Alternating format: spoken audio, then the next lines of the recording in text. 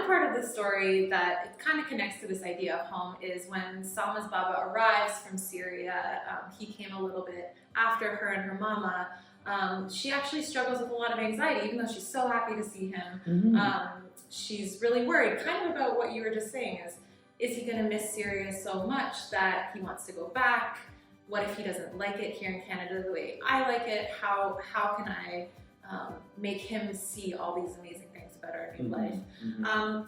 So how difficult was it for you to convey that, or what did you think about when you were thinking about sharing this more difficult or challenging part of Salma's journey? I think one thing that I really cherish as a writer when I'm writing for children is that I want you to know, folks, that I think of children as complex beings. You are capable of carrying a lot of emotions at the same time. You can be happy, but also a bit anxious about something. You can be sad, but also optimistic and hoping that things will change, right? That is something that I try my very best to present in my work. And as I'm writing the adventures of Salma for you.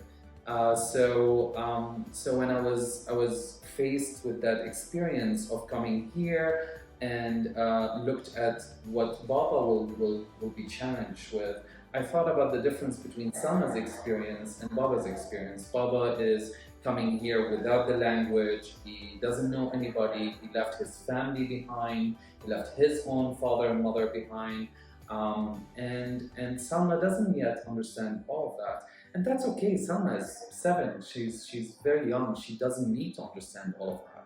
But I think that the book is mainly focused on building that understanding, building that bridge between the two. Absolutely, and I think, like you were saying before, it's something that, you know, your family doesn't have to have come to Canada as refugees or moved here separately at different times or had a separation to understand those feelings of carrying different emotions with you at one time, or feeling a little anxious about something that you're also excited or happy about. Like I think those are such feelings that like everyone, kid, adults, everywhere in between feels at some point in your life. So to take us back to Salma the Syrian Chef, which it's been a minute since that book came out, but some of our viewers right now may have just read it, or maybe you can even go to your library today and read it if you're interested. But food, obviously, Salma the Syrian Chef, that's a huge theme in that story, and finding comfort in food and finding cultural connection in food. But I actually think that comes through in this series too a little bit. It's, you know, the family shares some meals together. So I was curious for you, what is the importance of food for you in the stories that you tell? Food is really important for me. Personally, I love food. And I find that there's a lot of care that goes into food. Like when your parents make you a meal that shows that they care about you and your preferences and your health and your nutrition, there's a lot of love and care that comes through food. In Salma Makes a Home, there's a scene where Baba makes Salma her favorite cheese sandwich. And it's a simple thing, right? Like it's just some toast and some cheese and it's melted and it's yummy. Don't forget and some the jam. There's jam. And those are lovely together. Yes, the best. But it's really not just about the sandwich, right? It's about Baba showing how much he knows Salma. He knows how she likes her sandwich, and he knows that she needs this care right now. It feels like food in a lot of ways is a little message in a bottle, being like, here's my love for you, but in the form of a sandwich. And I think that that's really cool. And I like to present that in all of the books that I write. Totally. It's like our love language is food, we can say. I think Claire and I agree. Our love language is definitely food. Oh gosh.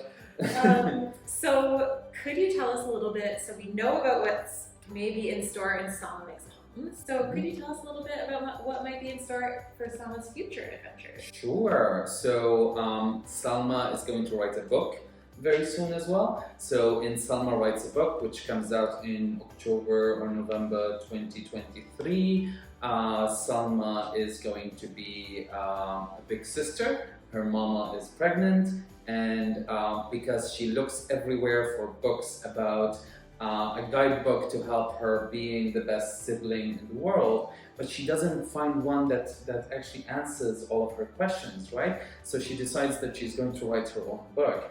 But there's going to be a lot of challenges, especially as she's looking at the way that her mama is dealing with her khalo. Khalo means uncle in Arabic.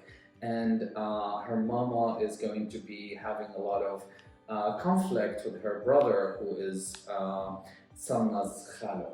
So we're going to look at that from Salma's perspective, and hopefully you're going to like that book. That book is going to be a lot of fun.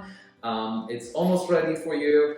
The one after we're working on right now is about Salma being obsessed with this beautiful Syrian Olympian swimmer called Yusra Mardini.